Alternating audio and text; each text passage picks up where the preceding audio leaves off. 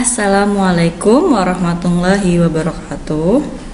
Pada makul manajemen keuangan di pertemuan pertama, kita akan membahas fungsi dan tujuan manajemen keuangan. Karena memang di awal kita harus tahu apa itu manajemen keuangan, untuk apa fungsinya, dan tujuannya juga untuk apa, seperti itu. Manajemen keuangan di sini adalah manage, mengelola, mengatur keuangan. Bisa dari sisi publik, bisa dari perusahaan perseorangan, ataupun manajemen keuangan untuk kita personal atau pribadi. Kemudian kita lanjutkan fungsi manajemen keuangan. Fungsi merupakan kegiatan utama yang harus dilakukan oleh mereka yang bertanggung jawab dalam bidang atau aspek tertentu.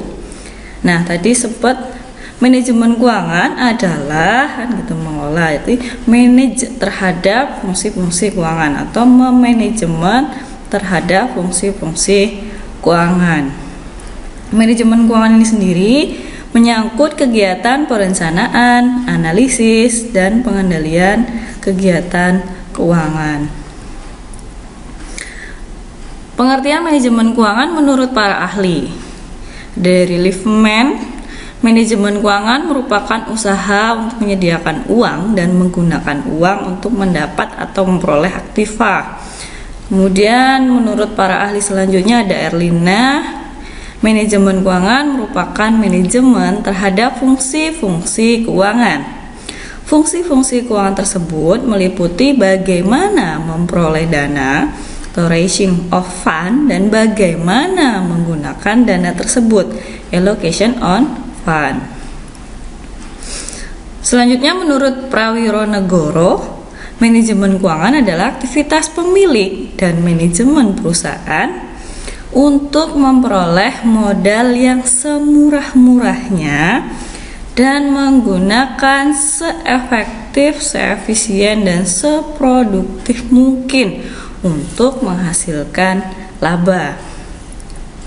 Sedangkan menurut Pak Bambang Rianto, manajemen keuangan adalah keseluruhan aktivitas perusahaan yang berhubungan dengan usaha mendapatkan dana yang diperlukan dengan biaya yang minimal dan syarat-syarat yang paling menguntungkan, beserta usaha untuk menggunakan dana tersebut seefisien mungkin. Jadi kalau kita melihat definisi dari para ahli ini, manajemen keuangan itu manage terhadap fungsi, kemudian mencari dana, digunakan seefektif, seefisien, dan seproduktif mungkin dengan tujuan untuk menghasilkan laba. Jadi bisa kita simpulkan fungsi manajemen keuangan ini adalah kegiatan utama yang harus dilakukan oleh mereka yang bertanggung jawab dalam bidang atau aspek keuangan. Nah, tadi udah sedikit disampaikan oleh para ahli dalam menjelaskan definisi, berarti bisa diringkas menjadi dua. Yang pertama menggunakan dana, mendapatkan dana. Nah, jadi dana digunakan semaksimal mungkin sehingga hasil kinerjanya bagus. Kemudian untuk kelanjutan usaha maka cari lagi dananya sehingga dapat dana. Itu berputar terus menerus gitu ya. Manajemen keuangan menyangkut pengaturan kegiatan keuangan, di mana kegiatan utamanya adalah kegiatan menggunakan dana dan mencari dana. Apa tujuan manajemen keuangan? Penggunaan tujuan manajemen keuangan sebagai pedoman keberhasilan pelaksanaan fungsi-fungsi manajemen keuangan atau keputusan-keputusan dalam bidang manajemen keuangan didasarkan atas pemikiran bahwa apabila harga saham meningkat, maka kemakmuran pemegang saham juga akan meningkat. Jadi bisa kita simpulkan tujuan manajemen keuangan itu adalah memakmurkan para pemegang saham. Tujuan normatif manajemen keuangan adalah memaksimumkan nilai perusahaan atau kemakmuran para pemegang saham sebagaimana diukur dari harga sahamnya. Tujuan normatif tidak lain adalah tujuan yang seharusnya dicapai oleh manajemen keuangan. Nah, apakah setiap manajer perusahaan selalu bekerja dengan tujuan untuk memaksimumkan kesejahteraan pemegang saham?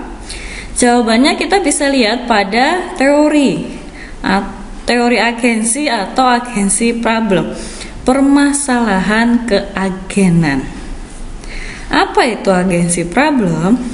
Terjadi akibat dari perbedaan orientasi atau tujuan dari dua pihak yang berkepentingan, yaitu manajemen di satu pihak dan pemegang saham di pihak lainnya. Agensi problem juga bisa disebabkan adanya konflik kepentingan atau conflict of interest antara agen dan prinsipal. Harusnya secara teori mereka bersepakat untuk memaksimumkan kesejahteraan para pemegang saham. Harusnya. Namun pada prakteknya agensi problem ini banyak terjadi. Selanjutnya tujuan keputusan keuangan. Secara normatif tujuan keputusan keuangan adalah memaksimumkan nilai perusahaan.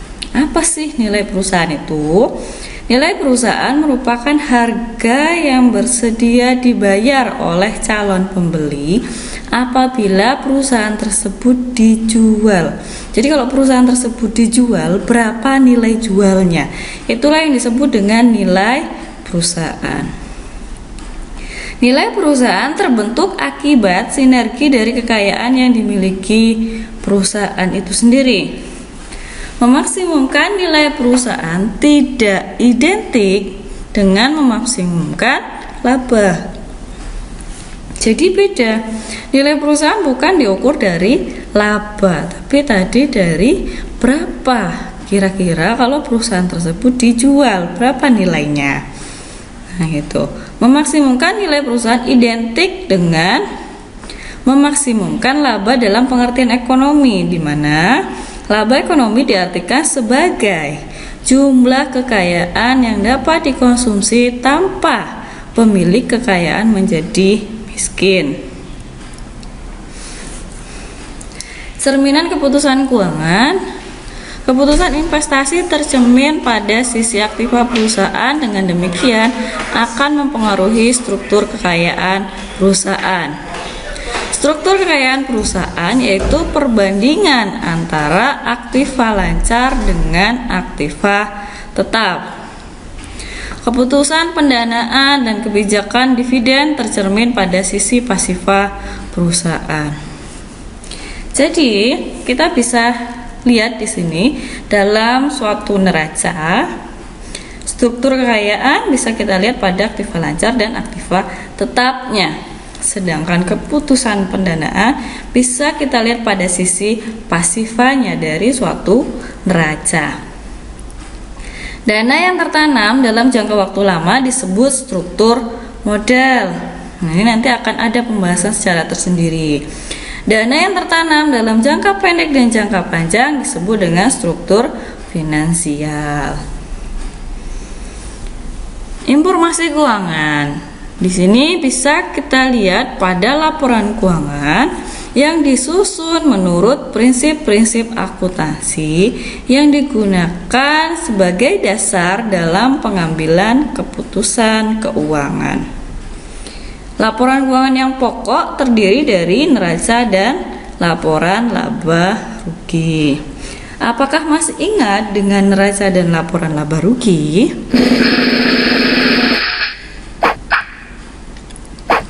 Ya, kita ulas. Neraca dapat diartikan sebagai suatu bentuk laporan keuangan yang menunjukkan posisi harta dalam hal ini aktiva, utang dan modal, ekuitas dan kewajiban, di mana disusun pada setiap akhir periode, bisa tahun, semester, atau triwulan. Nah, ini contohnya saya yakin sudah ketemu yang namanya neraca di pengantar akuntansi 1. Mengingatkan kembali ya. Kemudian yang kedua, ada laporan laba rugi. Pada prinsipnya, laporan laba rugi adalah bentuk laporan keuangan yang menunjukkan hasil kegiatan operasional perusahaan untuk suatu periode akuntansi tertentu, misalnya 1 tahun, 1 semester, 1 triwulan, atau 1 bulan. Laporan laba rugi secara prinsip dibedakan antara laporan perusahaan produksi dengan perusahaan jasa, yang dapat dijelaskan sebagai berikut. Jadi kalau hasil penjualan dalam perusahaan produksi disebut dengan penjualan, kalau perusahaan jasa disebut dengan pendapatan. Jadi ketika lihat laporan laba rugi, kata paling atasnya adalah pendapatan, oh ini perusahaan jasa. Kalau atasnya penjualan, oh ini perusahaan produksi. Kemudian untuk harga pokok. Harga pokok biasanya kalau perusahaan produksi harga pokok penjualan, kalau perusahaan jasa beban usaha. Nanti bisa teman-teman mahasiswa cermati pada laporan keuangan atau annual report yang bisa di-download melalui website IDX. Nah, ini contohnya. Untuk penjualan harga pokoknya berapa dan sampai dengan informasi laba ditahan. Ini untuk perusahaan jasa. Nah, paling atas istilahnya adalah pendapatan. Oke, lanjut. Lingkup manajemen keuangan. Manajer keuangan harus bertindak sebagai perantara yang berdiri di antara operasi perusahaan dan pasar modal, di mana surat-surat berharga perusahaan diperdagangkan. Ya, ini kita bisa lihat di sini, ini manajer keuangan. Kita bisa lihat dari mulai pasar uang atau pasar modal. Kemudian diinvestasikan pada suatu perusahaan oleh manajer keuangan, dialokasikan untuk misalnya pembelian investasi dalam bentuk aktiva yang umurnya lebih dari 1 tahun, berarti aktiva tetap. Kemudian dari pengelolaan operasional perusahaan mendapatkan keuntungan, nah atau laba. Dari laba ini kemudian manajer membagikannya kepada investor pasar uang atau pasar modal, bisa dalam bentuk dividen atau dalam bentuk bunga. Namun biasanya manajer keuangan tidak mengembalikan semuanya dalam bentuk dividen atau bunga, tapi ada sebagian persentase tertentu yang digunakan sebagai laba ditahan. Itu ya. Jadi 1, 2, 3, kemudian 4A atau 4B balik lagi ke perusahaan. Jadi laba ditahan ini tetap berada pada perusahaan tersebut. Dengan demikian, maka lingkup manajemen keuangan pada garis besarnya adalah pembicaraan tentang keputusan-keputusan dalam bidang keuangan, yaitu keputusan investasi, keputusan pembelanjaan, dan kebijaksanaan dividen dengan tujuan memaksimumkan nilai perusahaan atau kemakmuran para pemegang saham. Tanggung jawab manajer keuangan. Berapa banyak investasi yang diperlukan untuk menghasilkan penjualan yang diharapkan akan dicapai oleh perusahaan? Nah, ini manajer keuangan harus memikirkan berapa banyak investasi yang diperlukan supaya penjualan yang diharapkan bisa tercapai. Kemudian, nah, kalau penjualan tersebut tercapai, maka perusahaan akan mendapatkan banyak keuntungan, misal seperti itu.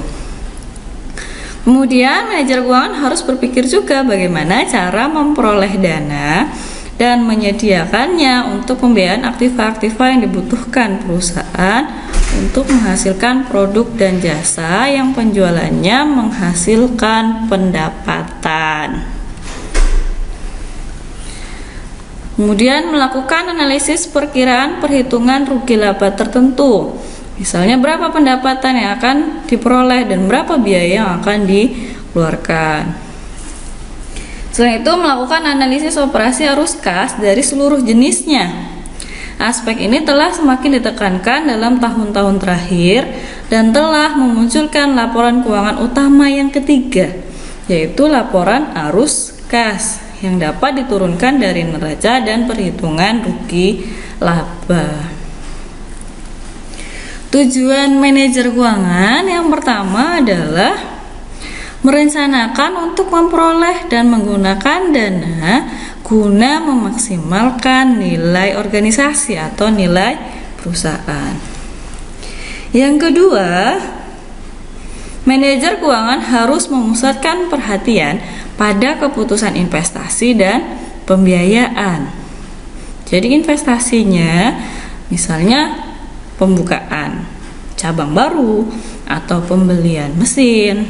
Nah, itu kan harus menjadi perhatian bagi manajer keuangan. Kemudian dananya dari mana? Pembiayaannya seperti apa? Gitu kan. Yang ketiga, manajer keuangan harus bekerja sama dengan para manajer lain di perusahaan agar perusahaan dapat beroperasi seefisien mungkin. Jadi manajer keuangan juga harus bekerja sama dengan manajer produksi, manajer pemasaran, manajer SDM, dan manajer yang terkait dengan operasional perusahaan, dengan harapan nanti perusahaan bisa mendapatkan laba dan bisa memaksimalkan nilai perusahaan.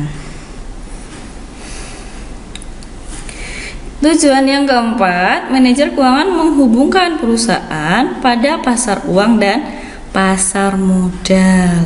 Nah, ini biasanya terkait dengan untuk mencari dana dan juga untuk investasi. Kesimpulannya, tugas pokok manajer keuangan berkaitan dengan keputusan investasi dan pembiayaannya. Dalam menjalankan fungsinya, tugas manajer keuangan berkaitan langsung dengan keputusan pokok perusahaan dan berpengaruh terhadap nilai perusahaan. Keuangan dalam struktur organisasi perusahaan. Ada dewan komisaris yang mewakili para pemegang saham. Ada presiden direktur yang seringkali merupakan ketua eksekutif atau pejabat pelaksana.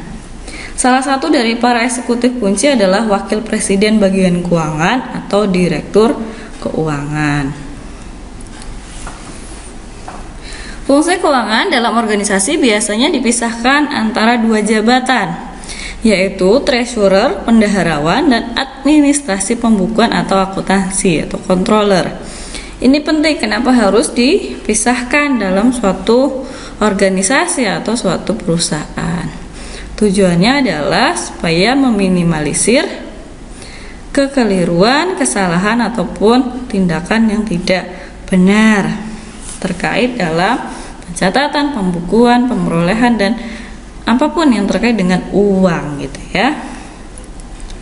Treasurer bertanggung jawab atas perolehan, akuisisi dana dan pengamanannya, serta pengadaan dan pengelolaan uang tunai. Sedangkan controller adalah akuntansi atau accounting, pelaporan, pengendalian, di mana fungsinya adalah mencatat, membuat laporan keuangan tentang informasi keuangan perusahaan. Nah, ini bisa kita lihat struktur organisasinya. Jadi teman-teman nanti bisa mengamati pada perusahaan-perusahaan lainnya. Apa dampak inflasi terhadap manajemen keuangan? pastinya akan menyebabkan adanya masalah akuntansi. Karena nilai rupiah, nilai pembelian dari produksi, alat-alat produksi, bahan baku produksi, nah itu akan berdampaklah pada masalah akuntansi. Kemudian kesulitan perencanaan karena adanya perubahan harga, misal seperti itu. Permintaan terhadap modal, nah ini juga dampak dari inflasi. Suku bunga pastinya, harga obligasi akan menurun. Lingkup ekonomi dan keuangan yang terus berubah, yaitu karena persaingan internasional. Apalagi sekarang gitu ya, eranya digital, semua bisa melakukan transaksi keuangan melibatkan perusahaan di Indonesia dan perusahaan di luar negeri, dan ini menimbulkan persaingan pastinya. Keuangan internasional yang awalnya misalnya hanya rupiah saja, sekarang harus misalnya menggunakan satuan mata uang internasional, misalnya dolar. Kurs pertukaran yang berfluktuasi, nah ini juga akan mempengaruhi nantinya dalam penghitungan pelaporan keuangan. Adanya merger, pengambil alihan dan restrukturisasi, nah ini juga akan berdampak. Merger maka ada perubahan, pengambil alihan juga, restrukturisasi juga. Yang terbaru adalah inovasi keuangan dan rekayasa keuangan seperti fintech, financial technology. Misalnya adanya praktek peer-to-peer lending, capital budgeting analysis, working capital management. Jadi inovasi keuangan ini mengubah yang sebelumnya secara konvensional sekarang lebih melek atau lebih lihat teknologinya. Jadi teman-teman mahasiswa, saya harap bisa lebih semangat dalam mempelajari mata kuliah manajemen keuangan. Tidak hanya berdasarkan materi yang saya sampaikan, tapi juga berdasarkan informasi-informasi yang bisa dibaca di website, kemudian perkembangan teknologi keuangan, dan lain-lainnya. Dengan harapan nanti para mahasiswa bisa lebih adaptif dalam mempraktekkan ilmu manajemen keuangan. Ya, kira-kira ada pertanyaan? Nanti kalau ada kita sambung di Learning SI Putra Bangsa. Saya kira itu untuk materi yang pertama. Kurang lebihnya saya mohon maaf. Saya akhiri, wabillahi taufiq wal hidayah. Wassalamualaikum warahmatullahi wabarakatuh.